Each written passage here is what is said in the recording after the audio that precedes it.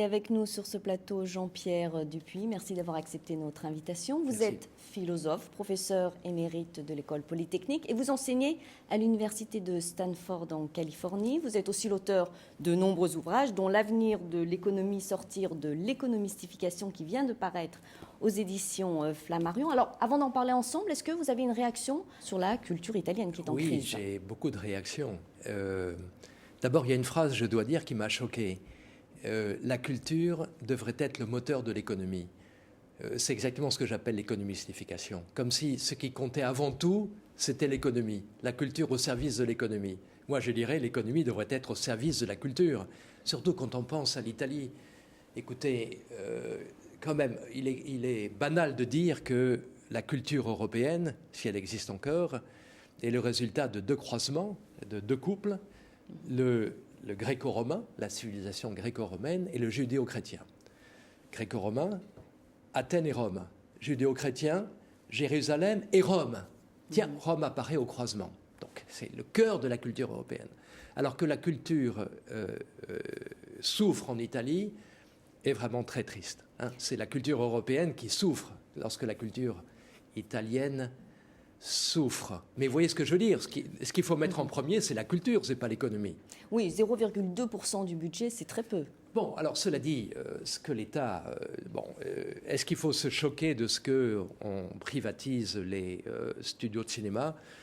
On parlait tout à l'heure des prix de Hollywood, des Oscars. Le cinéma américain se porte très bien, il est complètement privatisé. Bon. Ce qui me choque plus, c'est ce qui se passe en Italie actuellement. Nous le savons, sous le gouvernement Mario Monti, certes, qui vient juste d'être mis en place. Vous en parlez d'ailleurs dans votre livre. Oui, à savoir que le patrimoine italien, Pompéi par exemple, est en danger. Et là, seul l'État peut évidemment prendre cela en charge, n'est-ce pas? C'est l'économie qui devrait être au service du reste, et non pas l'inverse. Alors, c'est exactement ce que j'appelle l'économistification, n'est-ce pas, de nos valeurs. C'est compliqué. On va parler d'ailleurs de votre livre, si vous le permettez. Alors, tout d'abord, ce qui m'a frappé, moi, en le découvrant, alors c'est sa couverture, on le voit ici à l'écran. Donc, on y voit Saturne dévorant l'un de ses fils. C'est une peinture que l'on peut voir au musée du Prado à Madrid. Tout à fait. Et c'est un tableau très dur, très noir, qui fait référence à la mythologie grecque. Racontez-nous, quelle est son histoire?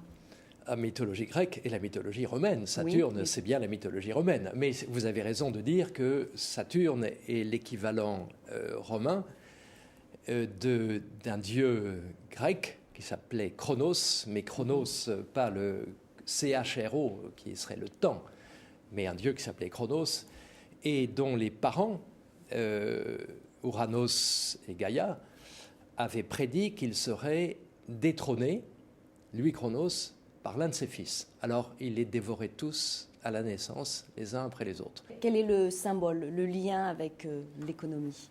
C'est que précisément, avec cette mythologie, on a l'idée qu'il y a une prophétie, n'est-ce pas? Je serai détrôné par l'un de mes enfants et je prends les devants. Je prends les devants pour éviter cette catastrophe. Bon, or, l'économie fonctionne exactement comme ça. Elle anticipe. L'économie, sous-entendu capitaliste, fonctionne par anticipation, n'est-ce pas? Elle se rapporte à une image de l'avenir et elle prend les devants, soit pour éviter que cet avenir se produise s'il est prévu comme étant catastrophiste, soit pour l'aider à se produire si cet avenir apparaît comme désirable. Alors revenons sur le titre de votre livre, Sortir de l'économistification. Je disais, le mot est difficile à prononcer, compliqué. Alors qu'est-ce que vous voulez dire exactement par sortir de l'économistification, concrètement? Moi, ce que j'entends par économistification, c'est l'économistification du politique. C'est-à-dire que le politique est à genoux devant l'économie. Voyez, un ministre français récemment disait désormais, c'est la guerre, nous faisons la guerre contre les marchés. Vous dites, c'est un sentiment de honte qui m'a poussé à écrire ce livre, la honte de voir le politique se laisser humilier par l'économie, la puissance par l'intendance. C'est ce que vous venez de nous expliquer. Alors, vous avez choisi la forme du pamphlet. On sent un petit peu de colère dans votre livre. Est-ce que vous êtes en colère contre les économistes, contre les politiques? Nous sommes tous pris dans les raies de l'économie. Donc, je dis que je fais un pamphlet conceptuel, mais il y a beaucoup de concepts. Je crois que, si vous voulez, ce qui fait de nous des hommes et des femmes économiques, c'est au niveau même de nos catégories de pensée que ça se trouve. Nous pensons effectivement dans l'économie. L'économie est devenue notre monde. Et regardez précisément les hommes politiques.